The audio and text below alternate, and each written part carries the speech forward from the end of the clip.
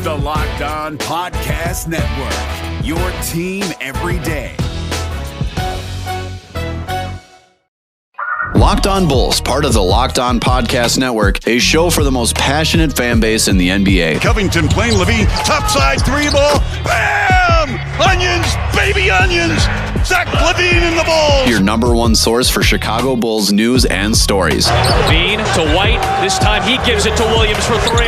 The rookie! The Puma! Oh my goodness, what a shot! Hosts Jordan Maly and Matt Peck dive into the best Bulls news and stories around the NBA. It's Jordan Maly. Jordan, great to see you through our 670 The Score scope. Yep. Where is he? And it's right over there, Bill. Are you flat out kidding me? Matt Peck used to do a great job with the Bulls Outsider Show. Now he's doing Locked On Bulls. There he is, human floor burn. Oh, don't mess with the booch. But watch this crossover. Casper the Friendly Ghost. Well, in and out right there from Thaddeus. So kick back, relax, I'm not. and get ready for the best hour of your day. I'm not. You can just see the vibe. And these guys are men. Locked On Bulls starts now. I love it. Pass to Levine with a right-handed jackhammer slam. Oh, my goodness, that was filthy. Here are your hosts, Jordan Maly and Matt Peck. I'm getting out the dancing shoes.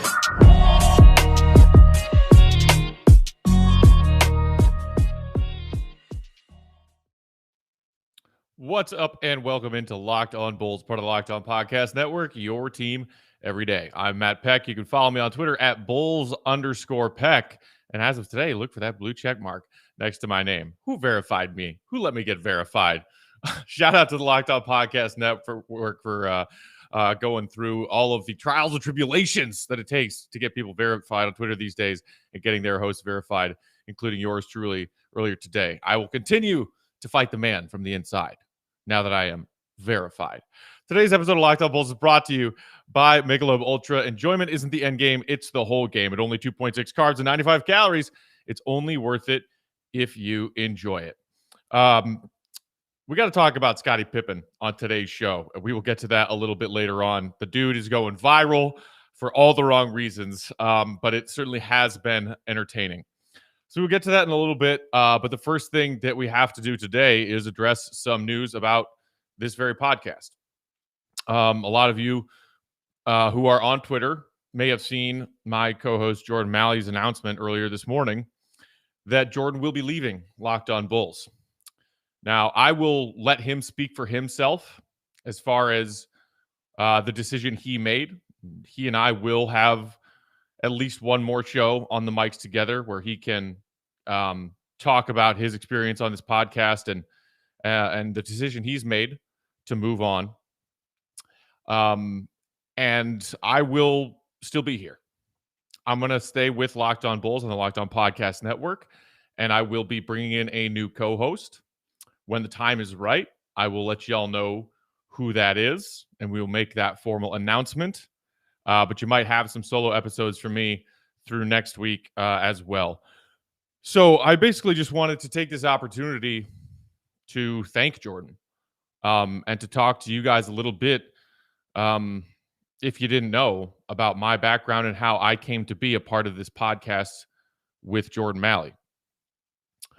I moved back from New York City in the fall of 2014 to my sweet home, Chicago, because I wanted to make a career change. I had been an actor, a struggling actor, to put it kindly, through the first 5 years out of college, bounced around between Chicago, Los Angeles, and New York. And when I looked at that, what my career was and where I was heading and thinking about making a change, talking about my beloved sports team seemed like something that was a solid path, something that could present an opportunity for me to combine what I had spent my life studying and dedicated myself towards, which was performance and entertaining people, and combining those talents into something that I was most passionate about, and in some ways even more passionate about than my life as an actor, and that is Chicago sports.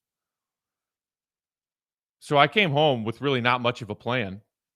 I was fortunate enough to get a short internship at ESPN 1000. I studied under the amazing Jonathan Hood for a number of months, met some people, learned some ropes. But when that internship came to an end, I basically was out on my own and trying to figure out how the hell to find my way in this competitive business, just as competitive as the Hollywood world, the acting world, sports media. As some of you who listen to this podcast, who have your own podcast, probably well know, it's difficult. It's difficult to get your foot in the door. And Jordan reaching out to me was really one of my first big opportunities. So I had been hosting or co-hosting a podcast called the 312. Some of you, if you've listened to me for a long time, might remember those days that covered all of Chicago sports. And I was writing for a Chicago sports blog and covering primarily the Chicago Bulls for that sports blog. And because I was starting to become a more active member of Bulls Twitter and was writing about the Bulls on this blog and doing a podcast and would talk about the Bulls passionately when we had Bull segments on that podcast, Jordan was at least somewhat familiar with who I was. And he had this show. He had this podcast called The Debatables. And he was, at that point in time, essentially where I am now, where he was looking for a new co-host for his podcast. And he reached out to me and a handful of people. There was like an old Bulls, group DM thread where he asked a bunch of people if they might be interested to be his new co-host for his Debatables podcast, to come on and do sort of like a guest episode, a tryout.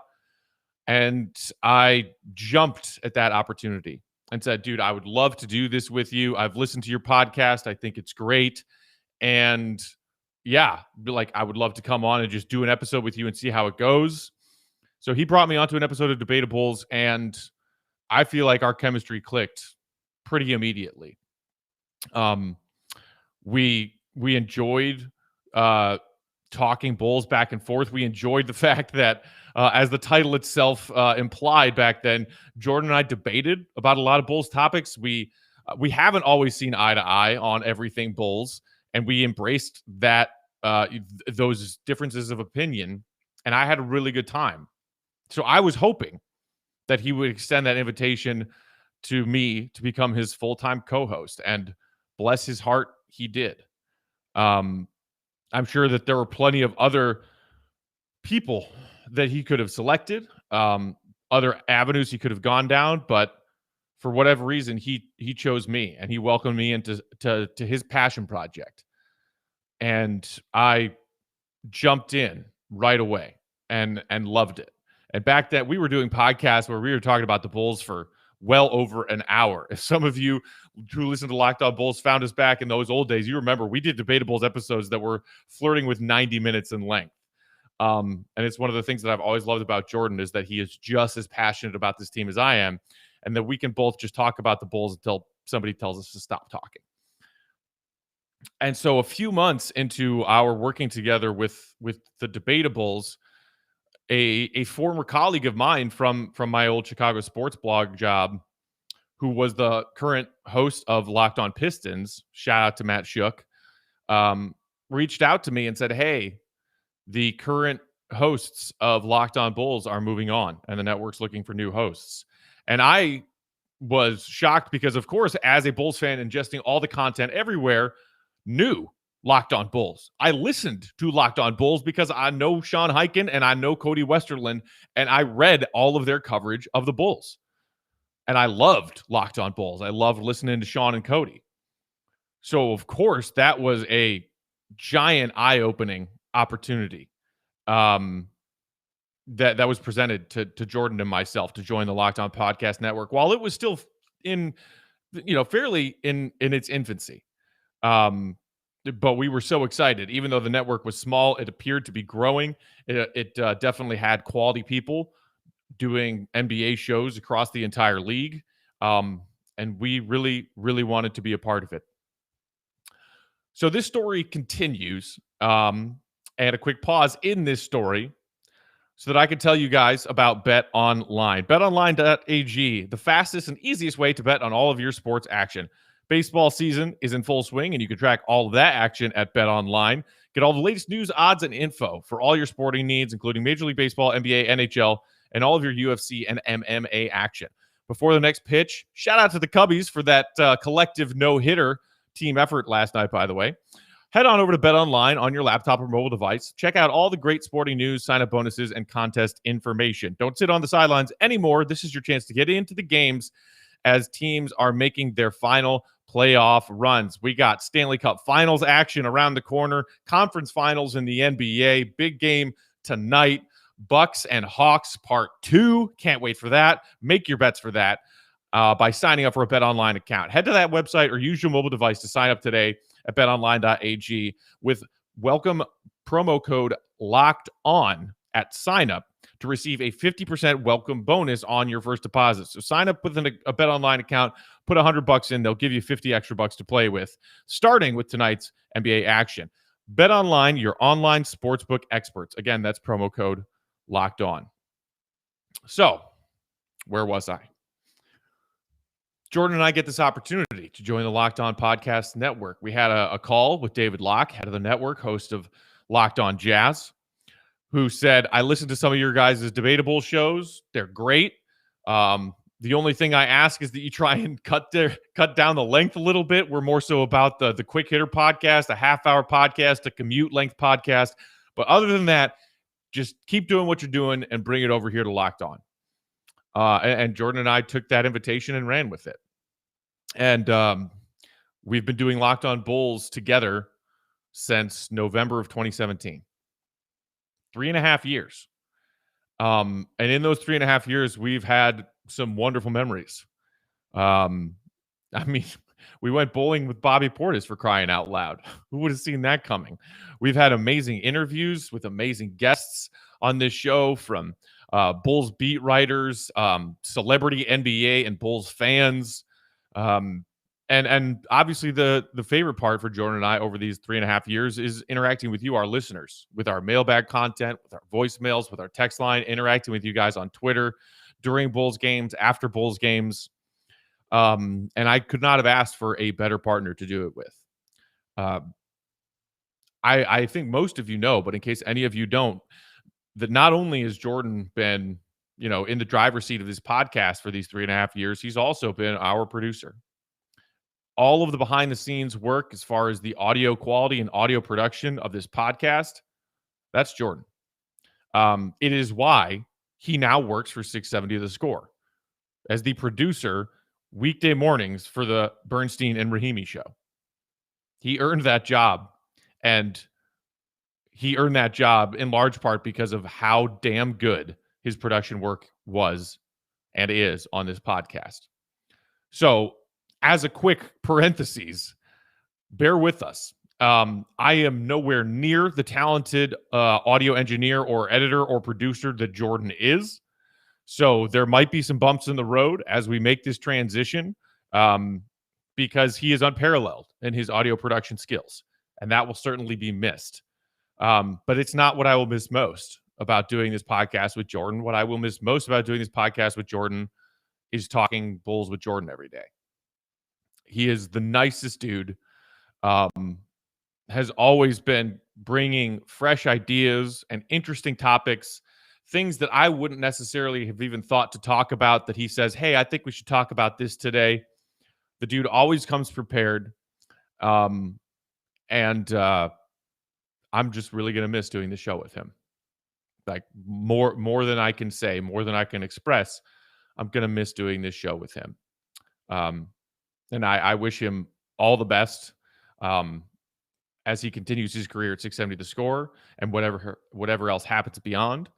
My hope is that from time to time he will, as they say, don't be a stranger, pop in for an episode here or there when he feels like, chatting with me or whoever else is on to talk Bulls. But mostly, yeah, the thing that I'm feeling right now is just sadness. Appreciation, absolute appreciation for everything Jordan has done to help this podcast grow over the years. I mean, we were just remarking about how crazy it was, I don't know, a couple months back when we hit our 1,000 episode mark of this podcast. 1,000 episodes.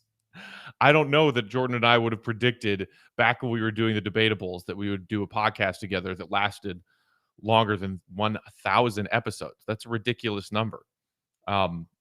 Having well over 1 million downloads each of the last 2 years, another ridiculous number that neither of us could have predicted.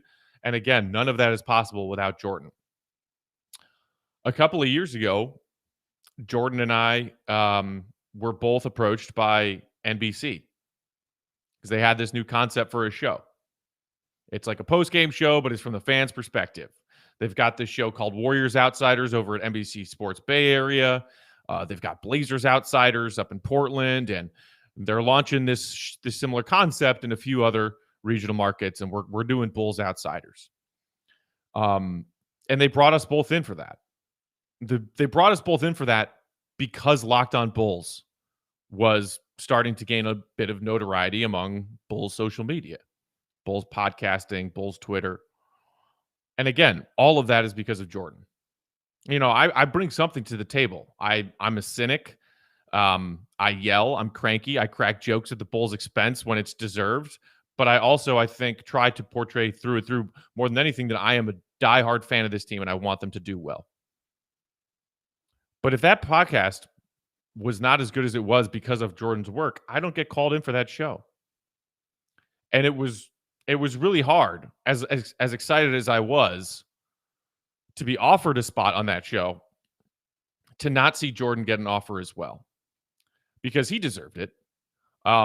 As our executive producer, Kevin Anderson, and several other people at NBC said, casting that show was incredibly difficult because everybody that they brought in for those final stages of the audition process to do those, in-studio screen tests, whom Jordan was one of, they could have cast the show with any three of the people that they brought in. And I truly believe that. I was there. I truly believe that show would have been a success with any of the people that they brought in for those auditions. And Jordan deserved it. He surely did. And don't get me wrong, I love my guys, Big Dave and John. And I'm so happy that I ended up doing the show with the two of them, because it's always great to grow your network of Bulls fans and people who are just as crazy about the Bulls and the NBA as you are. And I didn't know them before coming in for that show. But I don't get that show without Jordan Maly. Plain and simple. End of story. I got to talk about the Bulls on a post-game TV show for a couple of years because Jordan Maly asked me to come in and do a guest spot on his podcast 4 years ago. It's just crazy how things evolve through time. The amount of wild things that have happened in that time. And not only is it a testament to you, our listeners, that all of those things have happened for both Jordan and myself. Me getting the Outsiders gig, Jordan getting a job at 670 The Score, because of this podcast. While the Bulls have been so bad. I mean, Jordan and I started that podcast pretty much like right after the Jimmy Butler trade and the Bulls starting to rebuild. And they have been somewhere between unwatchable and depressing, and causing indifference in the span of these 4 years that Jordan and I have worked together. And shout out to all of you who have been with us for all 4 of those years. It is remarkable that Bulls fans are this passionate that they want to listen to a daily podcast about this team that has been irrelevant in the NBA for the last 4 or 5 years. But I do not think, I mean, actually scratch that. I know that this podcast in these dark times of the Chicago Bulls would not have had the success it has were it not for Jordan Maly. And that is the bottom line. That's what I want to say. So, as I said, Jordan will be here at some point next week to offer his thoughts on his departure. And hopefully we can have some laughs on the mics together one more time before he moves on. So thank you for indulging me listening to that. I hope you guys found it interesting. I hope it gave you a greater appreciation for everything that he and I have been through together, and certainly a greater appreciation for Jordan and everything he's done, not only for this podcast, but the things he has done for me. and my career, because it's something that I will never be able to repay, no matter how many kind words I throw his way. So, that was the big news of the day. Again, as I said, we will be moving forward. I am still going to be here. Apologies if you were wishing that I was the one leaving instead of Jordan. If you are, I don't blame you. But my hope is that we will be bringing in a new co-host who you all will enjoy, and you all will still stick with us on this Locked On Bulls adventure, because we really appreciate all of you out there who have been listening and loyally listening, even those of you especially from way back in the day when Jordan and I first started. All right, we've got to talk about some Scottie Pippen stuff. What the heck is going on? First, before we get to Scottie, today's episode brought to you in part by our great friends at Built Bar.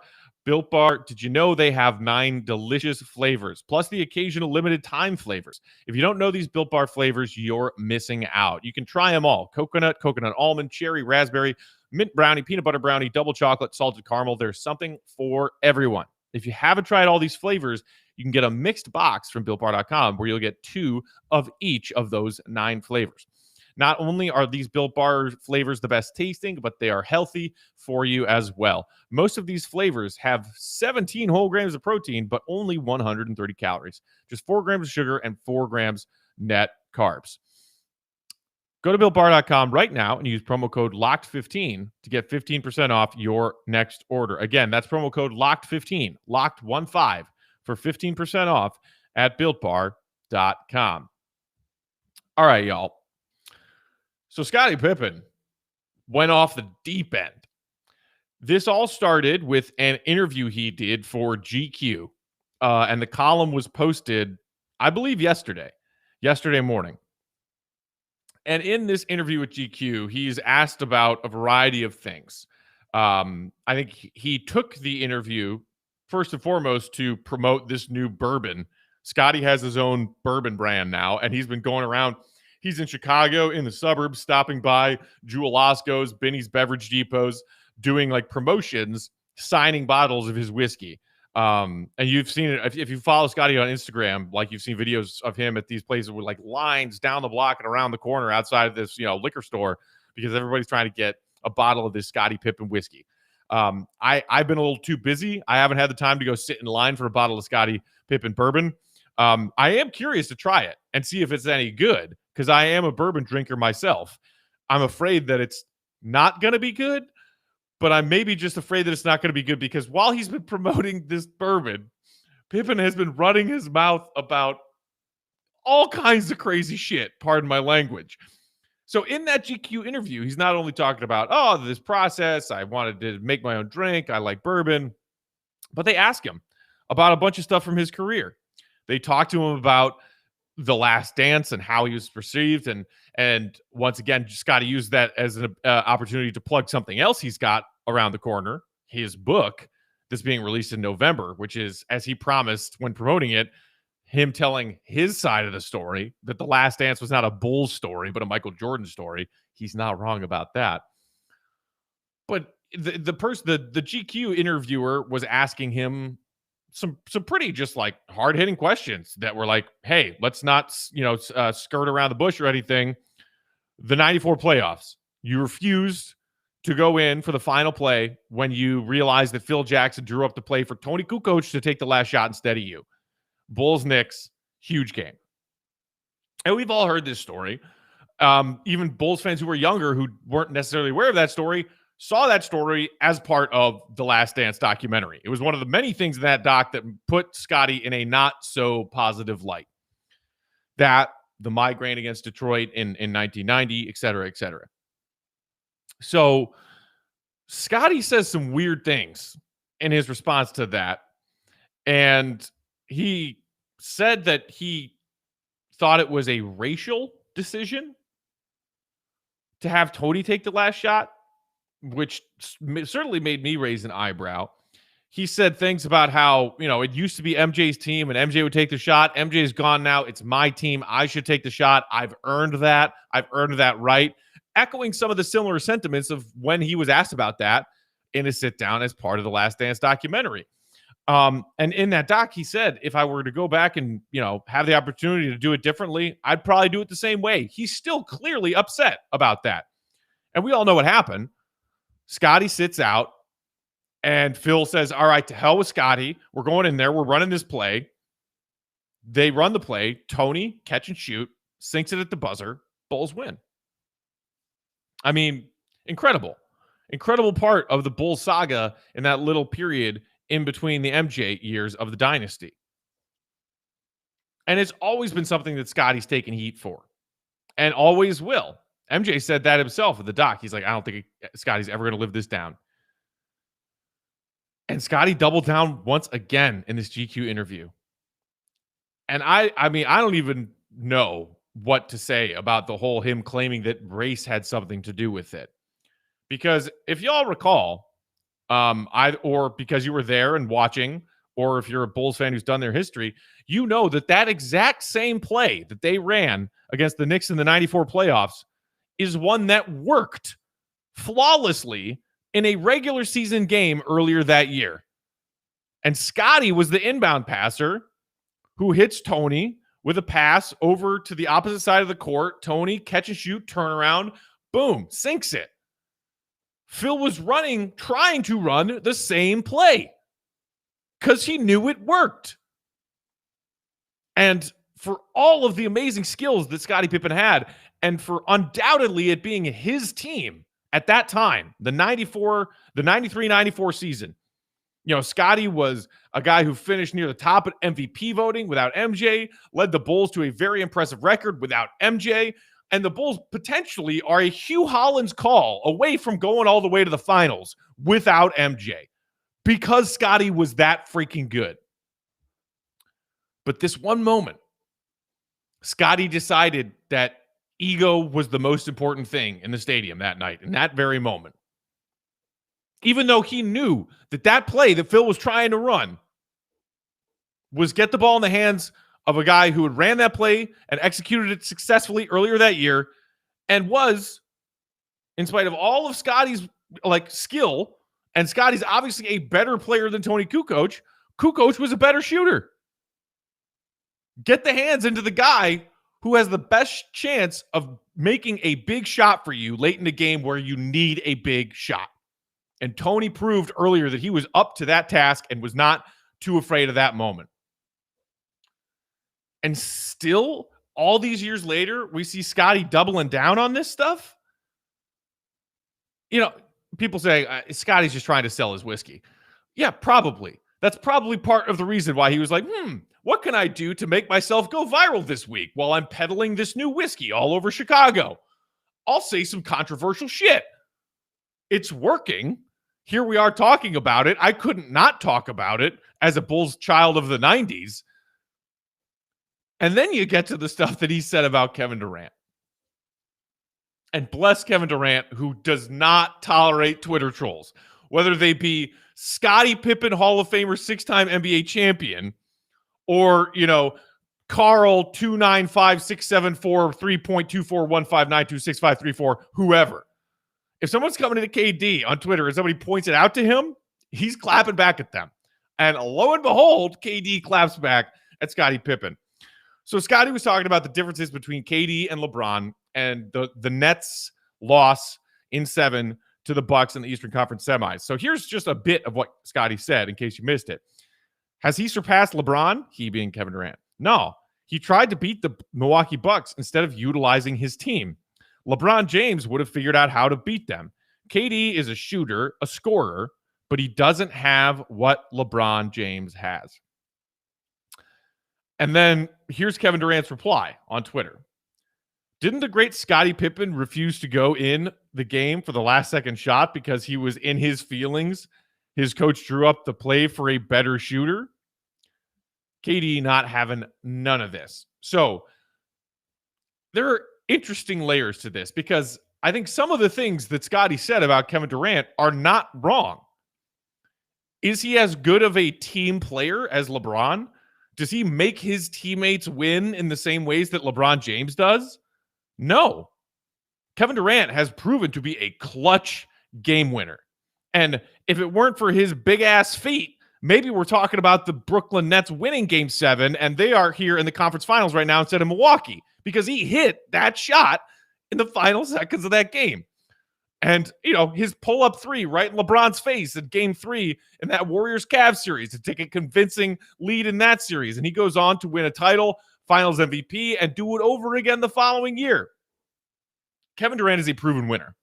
We know that. But it's also not wrong that Scottie said he's a scorer and he can win you games. But if him scoring isn't enough to win you games, he can't find other ways for his team to win. And you saw with a hobbled James Harden and an absent Kyrie Irving just how far Kevin Durant could take the super team Brooklyn Nets. And the answer was not out of the second round. Against a Milwaukee Bucks team that Giannis is great, but that team has all kinds of flaws, clearly. And were not coached well in that series. So here's the part where Kevin Durant's comeback also makes sense. So he hears Scottie Pippen calling him a bad teammate, essentially. You're not a team player. You're not a win as a team kind of guy. LeBron is, you're not. Kevin Durant's comeback of, you want to talk about winning as a team, being a team player? You were in a playoff game where your coach asked you to be the inbounds passer to a guy who is a better shooter than you in the final seconds of a game where you need a bucket. And you sat out because you were salty and butthurt about the fact that you weren't the one being asked to take that last shot. So Scottie's right about some stuff, and KD's right about some stuff. KD has his flaws as a guy that you build around. KD has certain weaknesses to his game where LeBron excels.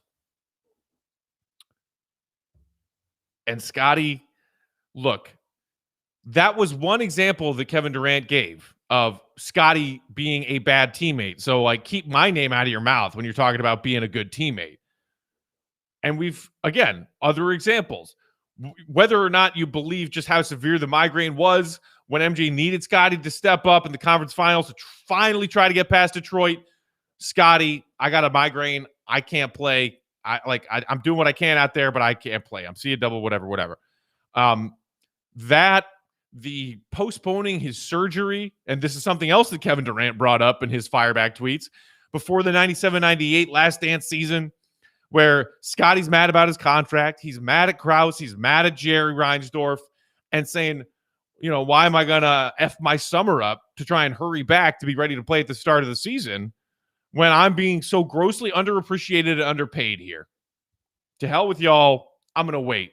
And then I'm going to get my surgery at the end of the summer, and I'm going to miss the first half of the season. Good luck, guys. Durant bringing that up as, hey, Scottie, why are you talking trash about my teammate qualities when this is some of the Bush League stuff that you pulled? Another fair comeback from Kevin Durant. But the question that I have is, do those examples of Scottie in little pockets of and moments of time throughout the Bulls dynasty being selfish, being a bit more focused on his salary, his ego, do those moments outweigh and supersede and therefore diminish just how damn good of a teammate Scottie Pippen was for a team that won 6 championships in 8 years? Go back and look at Michael Jordan's NBA record playing with and without Scottie Pippen, because MJ's record with Scottie Pippen, winning percentage with hundreds of games played, winning percentage, I think around 730. That is excellent. In MJ's NBA games played without Scottie Pippen, he doesn't even have a 500 winning percentage. It's true. Go look it up. And Michael said at his Hall of Fame induction speech, you didn't just see me. You saw Scottie Pippen every championship I won. Michael doesn't have 6 titles without Scottie. And obviously, conversely, Scottie doesn't have 6 titles without Michael. But it is still for sure damn true that Michael does not have 6 titles. The Chicago Bulls organization does not have 6 titles without Scottie. And for every time we heard on a 90s Sports Center highlight or a article in the Chicago Tribune, Scottie's unhappy. Scottie wants out. Scottie's demanding a trade. Scottie wants his contract renegotiated. Those were always stories that were propping up. But what was going on while those stories were being thrown out there? Other than sitting out the start of the final 97-98 season because he was, opting to delay his surgery and then recovering from said surgery, he was out there winning. And he was out there helping Michael win. And not just win, oh, hey, look at our regular season. Hey, we made the play.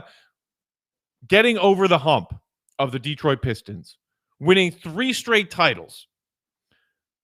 Again, as I said, maybe we're talking about Scottie with a much better NBA reputation as not just the Robin to MJ's Batman. If Scottie leads to the Bulls in the finals by himself in 93-94, which was not that far away from happening. So even when MJ left, Scottie became the leader of that team. All of those Bulls teammates from the mid-90s who talk about it say, yeah, like MJ was a good leader in his own right because he didn't ask anything of you that he didn't do himself, and he grinded you, but he was trying to test you so that when we were facing tests from opponents come playoff time, we were ready. Scottie was the teammate that the other teammates actually enjoyed being around, who would lift them up instead of calling them out, who would support them when they needed support. Scottie was much more well-liked by his teammates than MJ ever was. And while MJ was gone, it was Scottie's team, and he was the leader of that team. MJ comes back. Scottie goes back to being the sidekick who is underappreciated, underpaid, and gets not nearly the level of adulation, adoration, and praise that Michael Jordan gets. Because as Scottie pointed out in this GQ interview, he was freaking Michael Jordan. He had his own center of gravity. There were solar systems that revolved around him as far as media and fans and the attention that he was given. Clearly, Scottie resented that. And any sane human would in that position. Any sane human would. So this Scottie Kevin Durant stuff is fascinating because, look, you always enjoy it when NBA players, either present versus former, go at each other on social media. It is one of the great things about the NBA that I think is above and beyond other leagues, other professional leagues in this country as far as the social media interaction between generations. So I hope that this beef keeps going. And, I've got me my bag of popcorn. I want to see who says what next. But basically, the way that I looked at this is, look, Scottie wasn't wrong about some of the things that he said about the Bulls dynasty and about Kevin Durant. Kevin Durant was not wrong to call out certain examples of Scottie not being a team guy. But there are also, by and large, greater and more widespread examples of Scottie being one of the best damn teammates the NBA has ever seen. So this is shades. This is shades of gray. This is peeling back layers of an onion, and I love it. I can't get enough of it. And I would love to hear what you guys have to think about all of this Scottie and KD stuff. Hit us up on our text and voicemail line. 331-979-1369 is that number. Again, 331-979-1369. Of course, you can always shoot us an email at lockedonbulls@gmail.com, or hit us up on Twitter at lockedonbulls. I'm at Bulls_Peck. What do you think about all of this Scottie Pippen versus Kevin Durant drama that's going on social media right now? I love it. I can't get enough of it. I think it is so deeply convoluted, and there are so many layers to it, and that's why I love talking about it. So hit us up, and we will get some of your opinions on a show fairly soon. Thank you for today's sponsors, both BetOnline and Built Bar. Also, grab yourself a Michelob Ultra while you're watching the conference finals game tonight. Thank you, as always and forever, to my still co-host, Jordan Maly. And hopefully we will be talking to you guys sometime soon next week about our time that we spent together on this podcast and how much we appreciate you, our listeners, as we have gone through a crazy ride on this podcast for all these years. But again, thank you to Jordan. You're my guy. You'll always be my guy. And I will miss you terribly. But stay tuned for an announcement on who will be trying to fill the impossibly large shoes of Mr. Maly on an episode in the near future. Enjoy your weekend. Enjoy the continuation of these Eastern and Western Conference finals in the NBA. NBA draft talk is whirling around. NBA draft combine going on in Chicago. Anything on your mind, Bulls or NBA related, hit us up, 331-979-1369. Have a great weekend, Bulls Nation. See red. Be good.